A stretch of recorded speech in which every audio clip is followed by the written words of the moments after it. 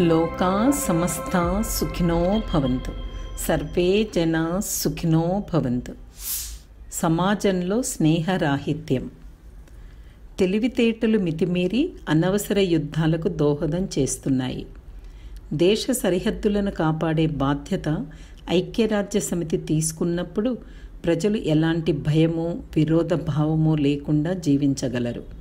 ఆదిమ కాలంలో మానవులు జంతు లక్షణాలను కలిగి ఒకరితో మరొకరు పోట్లాడుతూ ఆధిపత్యం కొరకు యుద్ధాలు చేస్తూ దేశాన్ని సరిదిద్దుకోలేనంత నాశనం చేసేవారు.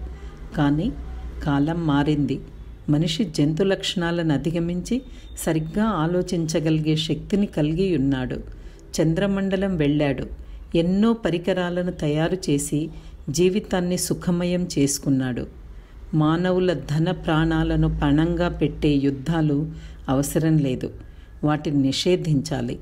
సరి అయిన చట్టాల ద్వారా బలవంతులు బలహీనుల్ని దోచుకునే పద్ధతిని నివారించాలి. మతాలు దైవానుగ్రహం గురించి, దయ, ధర్మబద్ధమైన జీవితం గురించి చెప్తాయి. అప్పుడు యుద్ధాల అవసరం ఎక్కడుంది? యుద్ధాల పేరుతో ఆస్తి నష్టం, ప్రాణ నష్టం ఎందుకు? అసమర్థ ప్రభుత్వపు అండదండలతో దారి తప్పిన ఆధ్యాత్మిక నాయకుల నిర్వాకం వలన కాదా ఇదంతా జరిగేది? తత్వజ్ఞాని వేదాత్రి మహర్షి.